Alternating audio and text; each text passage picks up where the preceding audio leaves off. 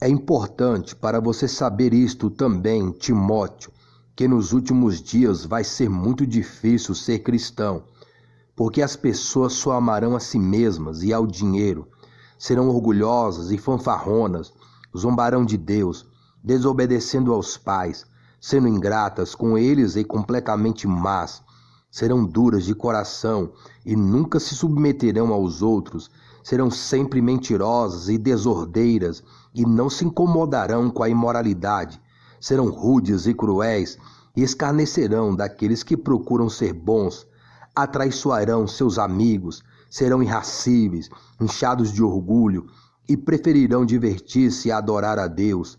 Irão à igreja, sim, porém não acreditarão realmente em nada do que ouvem. Não se deixe enganar por gente assim. Elas são da espécie do que penetram manhosamente nas casas dos outros e fazem amizades com as mulheres ignorantes e carregadas de pecados e lhes ensinam suas novas doutrinas. Mulheres assim estão continuamente seguindo novos mestres, porém nunca entendem a verdade. E os mestres delas combatem a verdade, tal como Janes e Jambres combateram contra Moisés. Eles têm uma mente suja, deformada e torcida, e se rebelaram contra a fé cristã. Mas eles não escaparão impunemente para sempre nisso tudo. Um dia a falsidade deles será notória a todos, como foi o pecado de Janes e Jambres. 2 Timóteo, capítulo 3, do versículo 1 ao 9. Por favor, venha tão logo que puder, pois Demas me abandonou. Ele gostava das coisas boas desta vida e foi para Tessalônica. Crescente foi embora para a Galácia e Tito para a Dalmácia. Apenas Lucas está comigo. Quando vier, trago Marcos com você, pois necessito dele. Tíquico também foi embora, pois o enviei a Éfeso. Quando vier, não se esqueça de trazer a capa que deixei em Troade, com o irmão Carpo, assim como os livros, mas especialmente os pergaminhos. O ferreiro Alexandre tem me feito muito mal. O Senhor o castigará, mas tome cuidado com ele, pois combateu contra tudo quanto nós dissemos. A primeira vez que eu fui levado perante o juiz, ninguém estava aqui para me ajudar. Todo mundo tinha fugido. Espero que eles não levem sobre si esta culpa.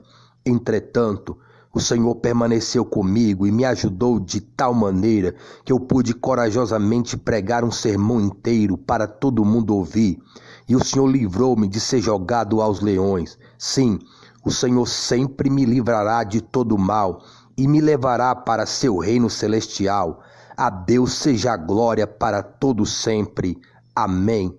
2 Timóteo, capítulo 4, do versículo 9 ao 18. Eu mandei à igreja uma cartinha a respeito disto, porém o orgulhoso Diótrefes, que gosta de aparecer como líder dos cristãos daí, não admite a minha autoridade sobre ele e se recusa a ouvir-me. Quando eu for, contarei a você algumas das coisas que ele está fazendo e as coisas perversas que anda falando a meu respeito e a linguagem situosa que está usando. Ele não somente se recusa a acolher os missionários em viagem, mas diz aos outros que não façam, e quando eles fazem, procura expulsá-los da igreja. Querido amigo, não deixe que este mau exemplo influencie você. Siga só o que é bom. Lembre-se que aqueles que fazem o bem provam que são filhos de Deus, e aqueles que continuam no mal provam que estão longe de Deus. Terceira carta de João, do versículo 9 ao 11.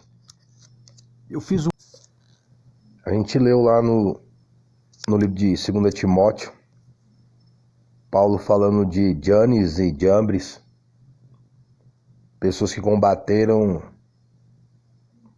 o ministério de Moisés, mas quando fala combater, é combater aquilo que a pessoa está pregando. Não é combater o título, a posição, mas aquilo que a pessoa está pregando. Aí Paulo também faz o comentário de Alexandre, o latoeiro,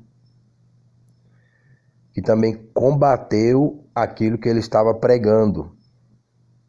E a gente também vê o apóstolo João, o apóstolo do amor, citando Diótrefes, que também combatia a sua mensagem. Na realidade, combater eles era combater a mensagem. E a gente vê aqui esses homens, eles citando nomes. Se fosse hoje, algumas pessoas iam falar que Paulo devia perdoar o irmão, que Paulo estava com amargura, que Paulo estava com rancor, né? Que Paulo estava com algum sentimento errado, que ele estava errado em estar citando, ainda mais citando com nome, falando o nome e de pessoas que elas não estavam mortas naquela época, elas estavam vivas. Diófetres estava vivo, o Alexandre Latoeiro estava vivo, o próprio Jesus falou, né?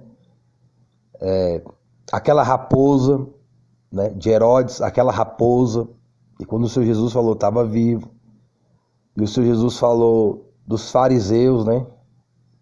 Não só ele, como o próprio João Batista, né? Raça de víboras, quem vos ensinou a fugir da ira futura? Produzir, pois, frutos dignos de arrependimento. Teve uma oportunidade num contexto, num texto, que os fariseus eles queriam batizar, mas eles não queriam batizar por arrepender, por converter, nesse contexto desse texto. Eles queriam batizar para ganhar a simpatia daqueles que ouviam João Batista. Então ali era um batismo político. Então eles queriam mostrar que eram amigos de João Batista, que acreditavam na mensagem de João Batista, mas eles não acreditavam em João Batista, por consequência não acreditavam na mensagem, por não acreditar na mensagem, não acreditavam em João Batista. Então, mas eles viam a popularidade de João Batista entre as massas, e eles queriam ganhar aqueles eleitores.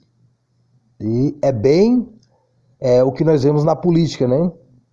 A pessoa ela se juntar com alguém, não porque gosta daquela pessoa, não porque se sente bem, etc., mas porque quer ganhar seguidores através daquela pessoa em si. Muita falsidade, né? Falsidade e hipocrisia são parentes próximos, nasceram do mesmo ventre, irmãos gêmeos. Então, é esse contexto político e psicológico que nós vemos no contexto do dia de hoje. Pessoas querendo usar um ministério, uma posição, um título, uma congregação, uma amizade, mas com interesses políticos e usando uma estratégia psicológica, mas há uma inspiração de Satanás em tudo isso. Porque Satanás ele enganou um terço dos anjos e ali foi uma inspiração política e psicológica das trevas, que cativou aqueles anjos a seguir a sua liderança e, por consequência, se precipitaram nessa decisão e sofreram o dano daqueles ao qual eles estavam seguindo. E é o contexto que a Bíblia traz. Mas se fosse nos dias de hoje, pessoas iriam estar condenando Paulo, porque elogia Paulo lá, mas se Paulo estivesse aqui não elogiava. Elogia João lá, mas se ele estivesse aqui não elogiava. João, o apóstolo do amor, né? Então as pessoas acham que o amor de João era esse amor arco-íris, né? Não. O amor de João não era um amor afeminado. O amor de João é um amor sacrificial, de renúncia ao pecado, ao mundo, por amor à vontade de Deus. Então, as pessoas elas não entendem um contexto do amor e da vida que os profetas e os discípulos e o próprio Cristo tiveram. E que esse contexto está hoje também, nos dias atuais, através do Espírito Santo na sua igreja. Nos nascidos do Espírito Santo, nos arrependidos, nos convertidos, nos que são inspirados pelo céu, não pela terra. Os que são inspirados pela glória, honra e louvor a Deus e não ao mundo. Então, se fosse nesse contexto que a gente está trazendo aqui, algumas pessoas, por falta de comunhão com Deus, ou de entendimento, ou de tudo e etc., eles iam trazer crítica a Paulo. Eles iam criticar Paulo, eles iam criticar João. Eles não iam ver esses homens inspirados por Deus. Então vê lá no passado como os fariseus viam. Elogiavam porque já tinha um glamour no futuro. Porque a honra e a glória e o louvor, geralmente dos profetas de Deus, está no futuro. Não é nem tanto no presente, sim, mas lá na frente. É como a glória da igreja. A glória da igreja está no futuro, quando Cristo voltar e arrebatar a sua igreja.